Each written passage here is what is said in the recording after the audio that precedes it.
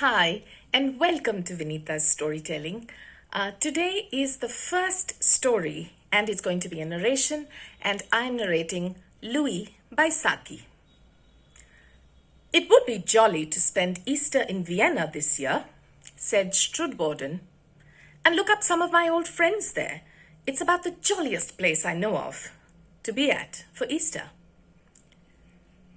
I thought we'd made up our minds to spend Easter at Brighton, interrupted Lena Strudwarden with an air of aggrieved surprise. You mean that you had made up your mind that we should spend Easter there, said her husband.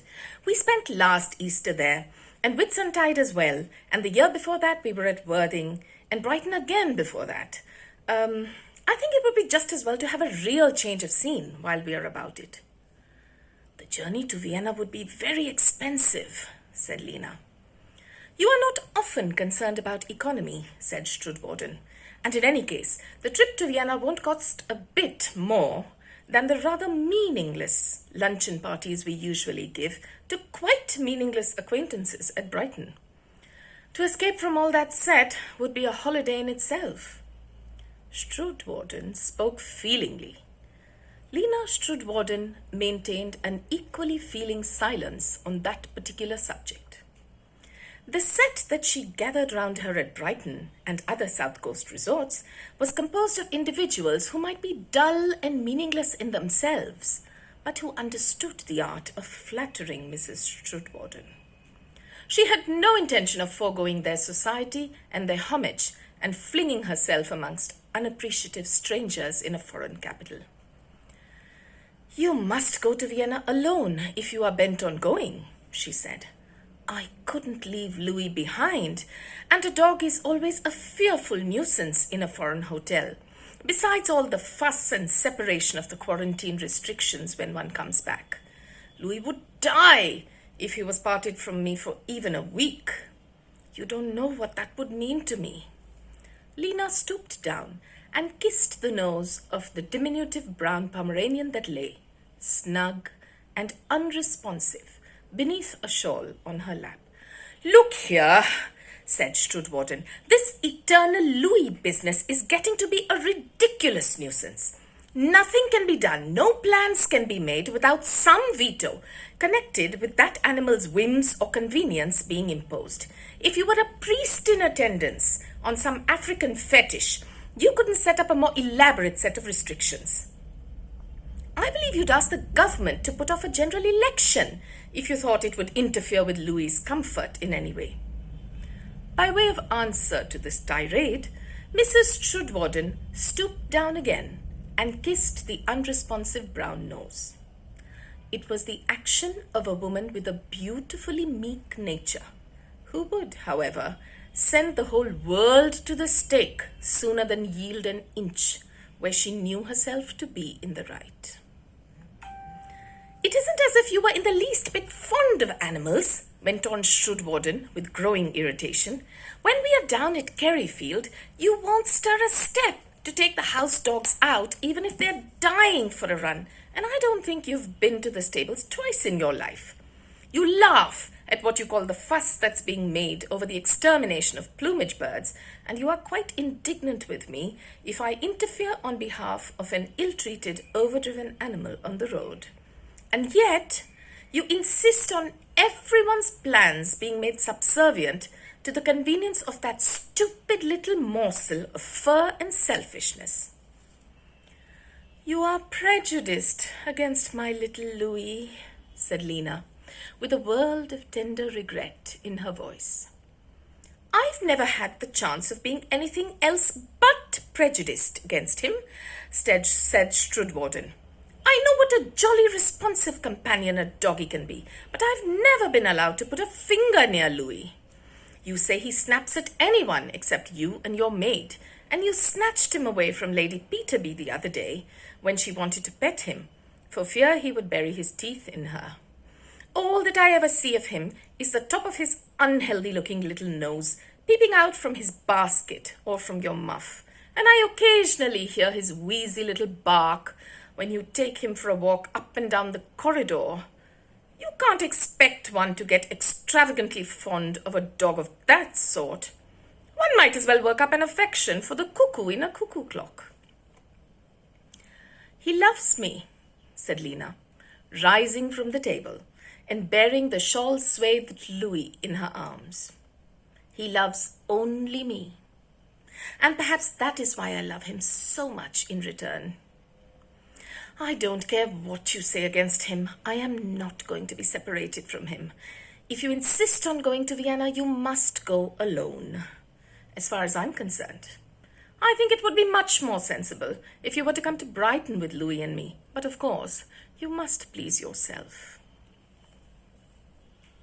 You must get rid of that dog, said Strudwarden's sister when Lena had left the room. It must be helped to some sudden and merciful end. Lena is merely making use of it as an instrument for getting her own way on dozens of occasions when she would otherwise be obliged to yield gracefully to your wishes or to the general convenience. I'm convinced that she doesn't care a brass button about the animal itself. When her friends are buzzing around her at Brighton or anywhere else and the dog would be in the way, it has to spend the whole day alone with the maid. But if you want Lena to go anywhere with you where she doesn't want to go, instantly she trots out the excuse that she couldn't be separated from her dog.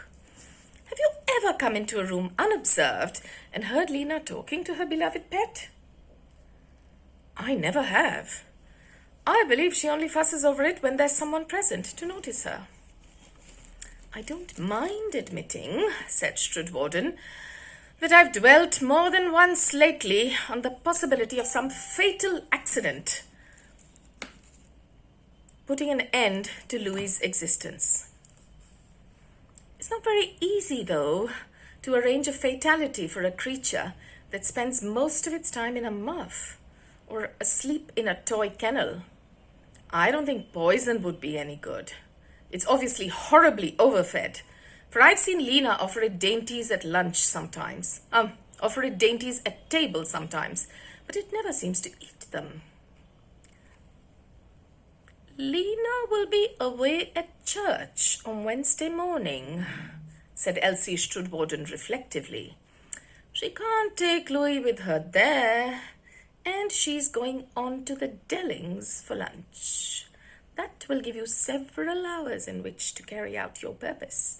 The maid will be flirting with the chauffeur most of the time, and anyhow, I can manage to keep her out of the way on some pretext or other.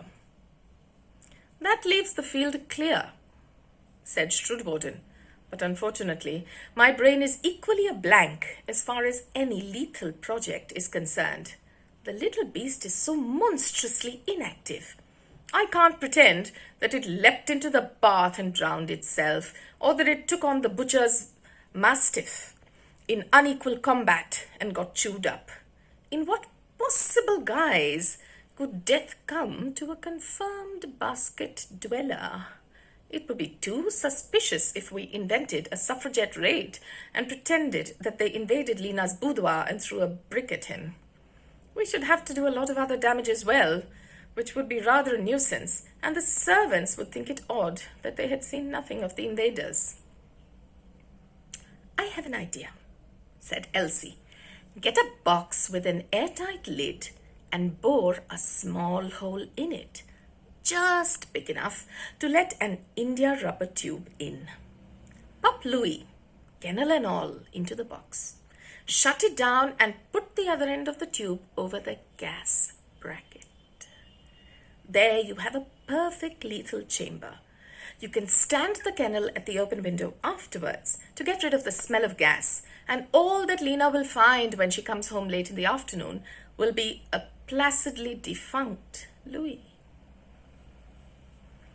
Novels have been written about women like you, said Strudwarden.